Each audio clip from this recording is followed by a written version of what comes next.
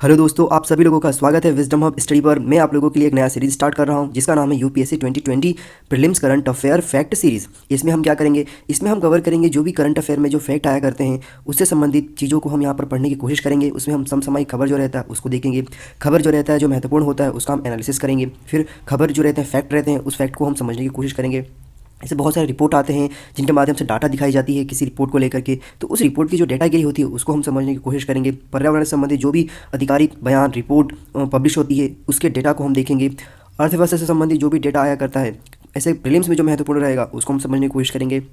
और इसके बाद फिर हम देखेंगे आंतरिक सुरक्षा व बाह्य सुरक्षा से संबंधित जो भी महत्वपूर्ण तथ्य आते हैं न्यूज़, नेशनल मीडिया में, न्यूज़ में, इवन जो पार्लियामेंट में डिस्कशन होता है वो सारे हम आंतरिक बाह्य सुरक्षा से संबंधित जो भी महत्वपूर्ण तथ्य होंगे उसको हम समझने की कोशिश करेंगे। तो आप लोगों को क्या क्या करना है, आप लोगों को बस इस वीडियोज़ को ध्यानपूर्वक सुनना है, समझना है और याद करना है बार बार, ताकि आपको ये सारे फैक्ट अच्छे तरीके से याद हो जाएँ। तो चलिए दोस्तों, हम स्टार्ट करते हैं हमारा टॉपिक जिसमें हम देखेंगे चार महत्वपूर्ण बिंदु, चार महत्वपूर्ण फैक्ट विषयों के बारे में। पहला है यहाँ पर डिम्ड फॉरेस्ट। डिम्ड फॉरेस्ट क्या है ये हम समझने की कोशिश करेंगे, क्यों न्यूज़ में ये भी जानेंगे। दूसरा है यहाँ पर नेशनल फ्लोरेंस नाइटिंगेल पुरस्कार, तो ये पुरस्कार किस प्रकार का है, क्यों दिया जाता है, ये भी हम समझने की कोशिश करेंगे। तीसरा है यहाँ पर ब्रिक्स दूर संवेदी आभासी उपग्रह समूह, ये किस प्रकार का समूह है ब्रिक्स देशों का, ये हम समझेंगे। और चौथा जो है सत्रिया नृत्य, ये एक प्रकार का आर्ट एंड कल्चर से संबंधित विषय है जिसे हम समझने की कोशिश करेंगे। तो चलिए हम स्टार्ट करते हैं। पहला हमारा टॉपिक डिम्ड फॉरेस्ट। तो दोस्तों डिम्ड फॉरेस्ट क्या होता है ये हम समझते हैं, और ये न्यूज़ में क्यों रहा है ये भी हम समझते हैं। तो देखिए, अभी हाल ही में कुछ समय पहले क्या हुआ कि उत्तराखंड राज्य सरकार ने डिम्ड फॉरेस्ट की एक नई परिभाषा दी, जिसे केंद्रीय वन एवं पर्यावरण मंत्रालय ने सुप्रीम कोर्ट द्वारा जारी किया गया 1996 में वनों के बारे में दिए गए निर्णय दायरे से बाहर बताया है। मतलब जो सर्वोच्च न्यायालय के द्वारा 1996 में जो वनों की परिभाषा दिया गया था उसके तहत जो डिम्ड वनों के बारे में जो बताया है उत्तराखंड राज्य सरकार ने, उसको केंद्र सरकार ने नकार दिया है।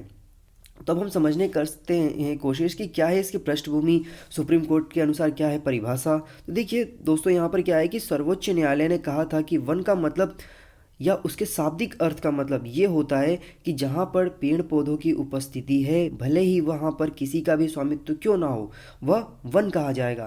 किसी का भी स्वामित्व का मतलब राज्य सरकार या केंद्र सरकार, समझे आप यहाँ आप। फिर सर्वोच्च न्यायालय ने अपने आदेश के अनुसार ये भी कहा था कि वन संरक्षण अधिनियम 1980 हर उस वन पर लागू होता है जो वन के शाब्दिक अर्थ की परिभाषा के तहत आते हैं। मतलब यदि वनों को समझना है उसकी परिभाषा क्या है, तो वन संरक्षण अधिनियम 1980 के तहत ये परिभाषा परिभाषित की जाएगी।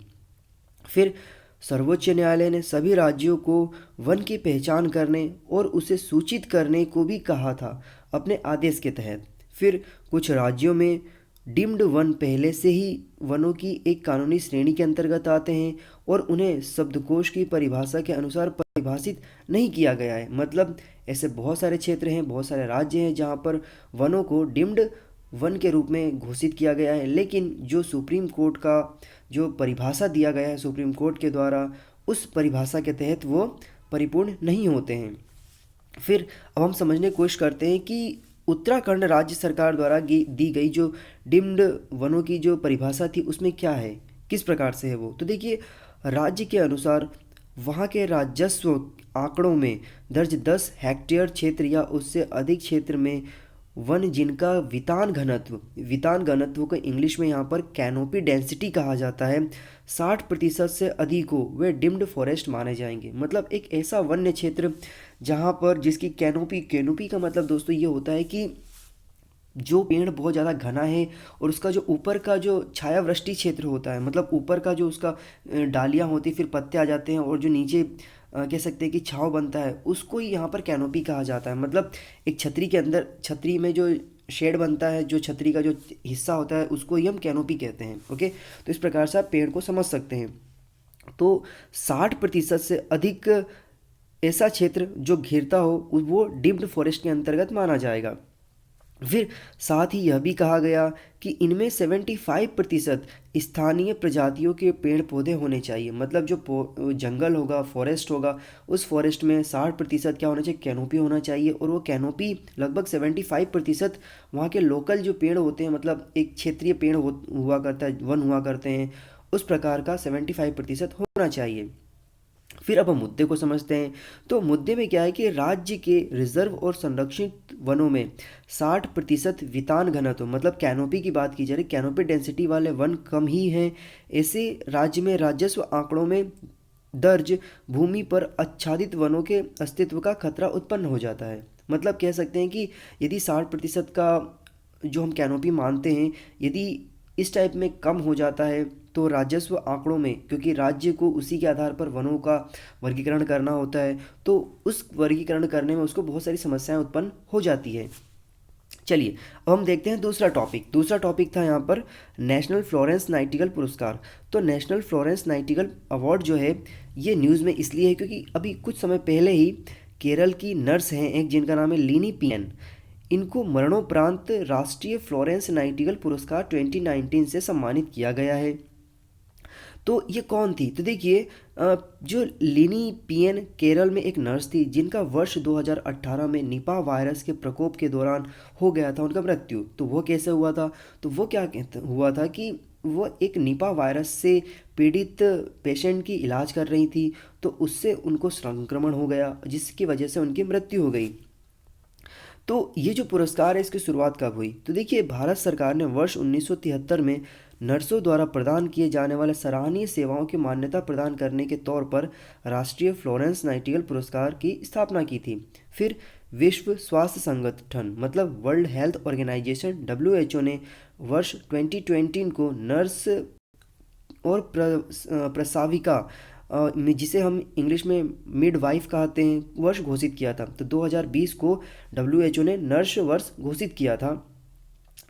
ये पुरस्कार जो दिया जाता है, राष्ट्रीय फ्लोरेंस नाइटिंगेल पुरस्कार, इसके तहत यहाँ पर 50,000 रुपये की राशि दी जाती है। साथ में एक प्रमाण पत्र होता है और एक प्रशस्ति पत्र एक पदक के रूप में इसमें दिया जाता है।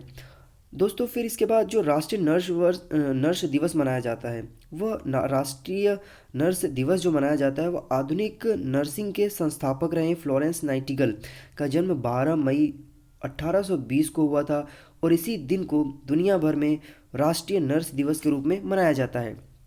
इसमें हमने पढ़ा था निपा वायरस, जिससे लिनी पीएन की मृत्यु हो गई थी। तो निपा वायरस क्या है?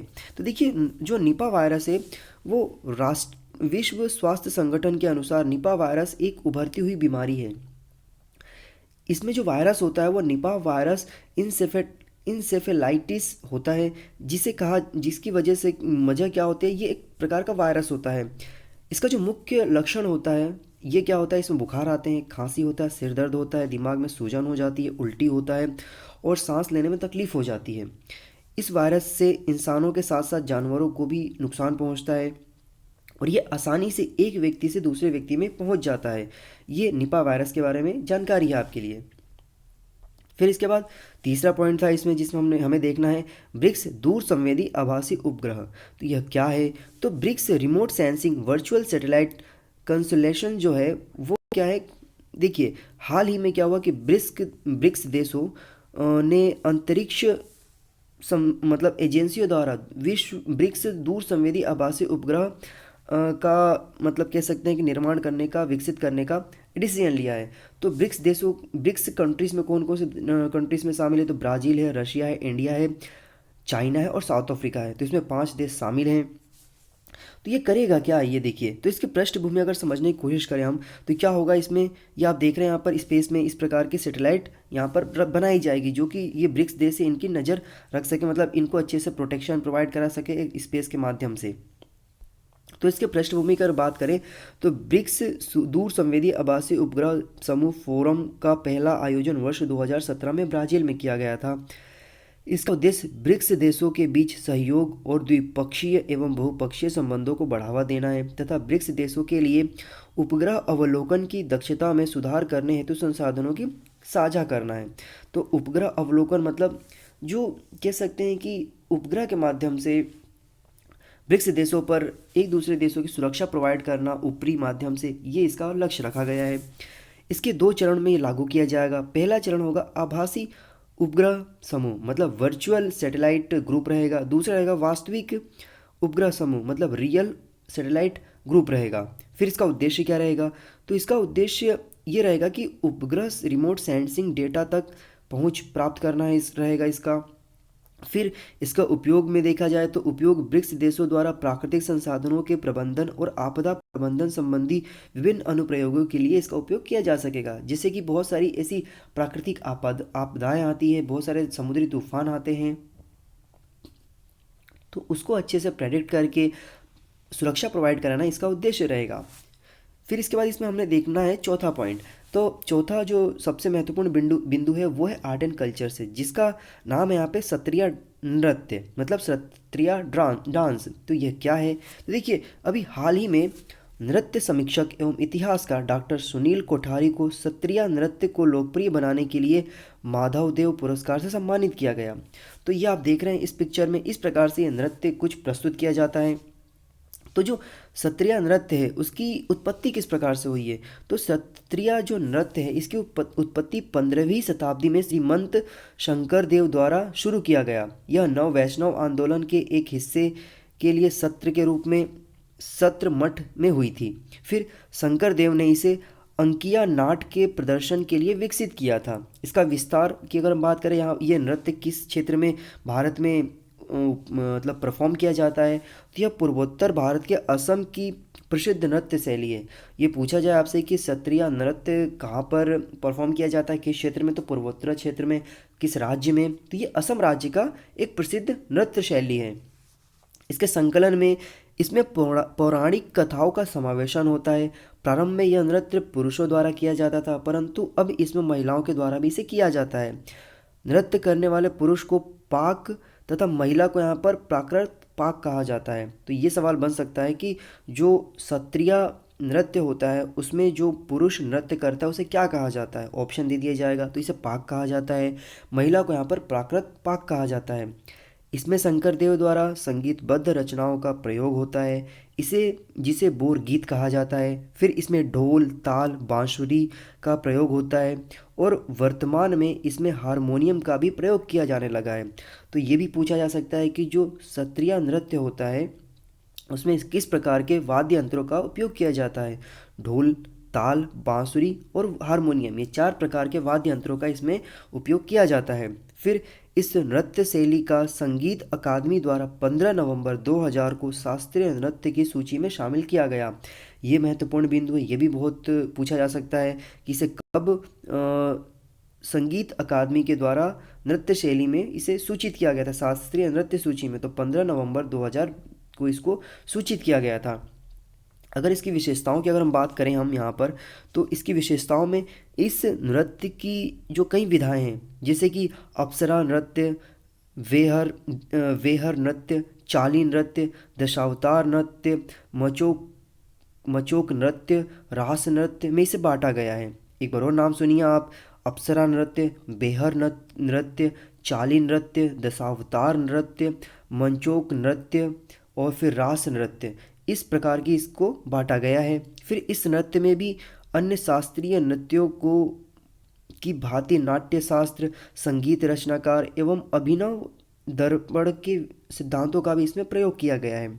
फिर प्रमुख नर्तक या नर्तकियों की बात करें हम, ये किस प्रकार की कौन से लोग इसको परफॉर्म करते हैं जो प्रसिद्ध हैं इस नृत्य की वजह से, तो इस नृत्य से संबंधित प्रमुख नर्तकों में रामकृष्ण तालुकदार तथा कृष्णाक्षी कश्यप आदि हैं। ये लोग इसमें बहुत ही ज़्यादा प्रसिद्ध हैं। तो दोस्तों, इसके माध्यम से मैंने फिर से आप लोगों के लिए 4 टॉपिक कवर किया है जो कि बहुत महत्वपूर्ण है यूपीएससी 2020 के प्रीलिम्स के लिए।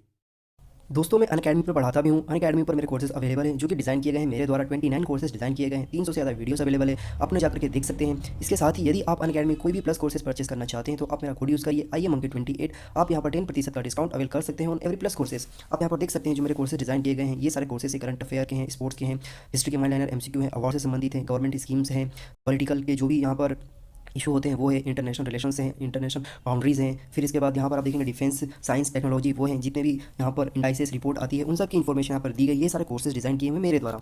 ये देखिए आप यहाँ पर, तो ये सभी कोर्सेज है जो कि आपको बहुत ज़्यादा बेनिफिशियल रहेंगे से MPPSC की प्रिपरेशन के लिए। आपको बहुत ज़्यादा आइडेंटिफाइड, वेरीफाइड तरीके से ये डिज़ाइन किए हुए कोर्सेज है, क्योंकि अनअकैडमी पर कोई भी ऐसे कॉपी किया हुआ कंटेंट नहीं डाला जाता है। ओके, तो आप इन्हें जाकर के देखिए, आपको बहुत ज़्यादा फायदा होगा। मैं इनकी लिंक्स जो है कोर्सेज की मैं डिस्क्रिप्शन बॉक्स में प्रोवाइड करा दूँगा, आप लोग वहाँ पर जाकर के एक्सेस कर सकते हैं। और इसके साथ ही जो मेरे फेसबुक के पेजेस हैं जहाँ पर मैं करंट अफेयर डालता हूँ, अनअकैडमी के जो लिंक्स हैं कोर्सेज के वो, और इसके बाद टेलीग्राम पे जहाँ पर मैं PDF डालता हूँ, और व्हाट्सएप के जो ग्रुप्स हैं उनकी भी लिंक मैं आपको डिस्क्रिप्शन बॉक्स में प्रोवाइड करा दूँगा, और मैं कमेंट सेक्शन में पिन कर दूँगा, वहाँ पर जाकर के भी आप ज्वाइन कर सकते हैं।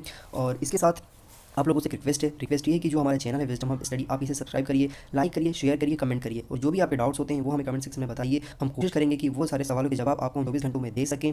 और इस प्रकार के अन्य जो वीडियोस हैं वो आपको इसी चैनल पर मिल जाया करेंगी, तो आप बेल आइकन बटन दबा दीजिएगा, ताकि आपके सामने जब भी हम अपलोड करें वीडियोज़ तो आपको नोटिफिकेशन आ जाए और आप उसे देख लें। So thank you so much for watching this video. Have a good day. जय हिंद, जय भारत।